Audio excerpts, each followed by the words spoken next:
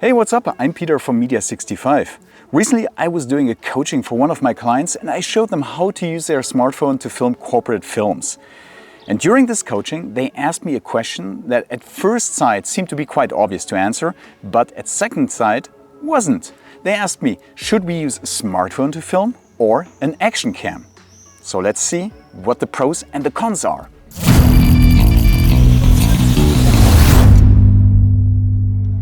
Let's be honest, both smartphones and recent action cams are good enough to produce really decent and professional films. But still, even though they are partly overlapping with the features, there are also features which are really distinct and where you need to know how to use them for what purpose really.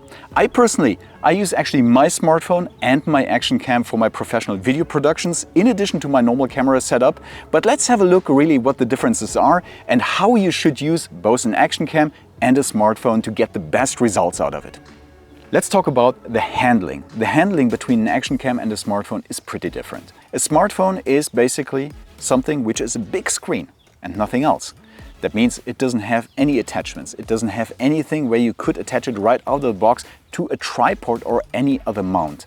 And that might be a different situation or a difficult situation even, because obviously you need always to invest into some accessories to even kind of stably attach your smartphone to any mount that you might have or not have yet. Action cams are by definition a little bit different. Action cams are made to be mounted on different surfaces. So clearly from this perspective, the handling of an action cam is much easier compared to a smartphone. The second part of the handling is more about simply how you actually manipulate the camera by itself. The action cam is made actually to be used even under rough conditions. On a smartphone, you always need to have this touch screen and you don't have the possibility just simply to quickly push on the shutter button to start the recording. So that might be a downside for the smartphone, but on the other hand, it gives you of course also much more flexibility because it can adapt depending on your preference and depending on what kind of app you're using to record. Let's speak about the connectivity. And there clearly the smartphone has an edge over action cams because typically smartphones have today either a USB-C connector, or if you're using Apple smartphones, then you have the Lightning port. You just need to have an adapter and then you can as well also connect your USB-C accessories.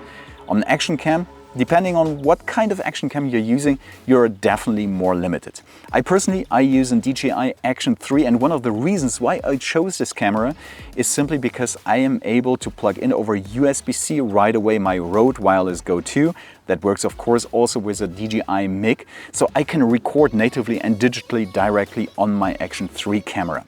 When it comes to stabilization, I must say that both smartphones are becoming quite stable today, so you can film your footage just handheld if you really need to do. With an action cam, of course, this might be even better because they're really optimized to have this stabilized footage.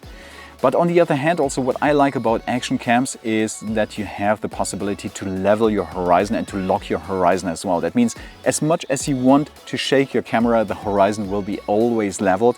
And that's something that I haven't found yet in smartphones. So that's a great thing if you want to quickly film something and don't have the possibility to make sure that your camera is really mounted straight on something. On the other hand, of course, the possibility to film with a gimbal with your smartphone, where you can attach the smartphone quickly on a gimbal and have then this super smooth footage, gives you more flexibilities and more possibilities also to define what kind of stabilization you would like to use depending on the purpose that you're filming with. So finally we come to one of the most crucial points, which is the image quality. And surprisingly, I don't have so much to say now about the image quality because the image quality both in smartphones and in action cams is pretty decent and quite professional, I must say. The dynamic range in both smartphones and action cams today is pretty amazing, but there is also a lot of shadow, of course. And if we speak about shadow, then yes, it's about shadows because both smartphones and action cams have very tiny sensors. And with these tiny sensors, please don't try to film in shady environments because inevitably you will have grainy images. Modern good smartphones, they have 3 different lenses built in: a wide, normal lens and a tele lens. Whereas action cams, they have one lens, and this lens is typically as wide as possible. So it's an ultra wide angle lens. If you want to zoom in an action cam, you have to digitally zoom in, and that means cropping the image you're going to lose some image quality.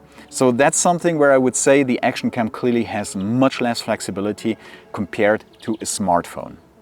So conclusion from me is clearly, I use both and they perfectly complement also my normal camera setup with my traditional camera with my Sony a7 III and my Sony ZV-E1 that I have. Up to you to choose what you want to do. Now make the best out of it, take care and be good.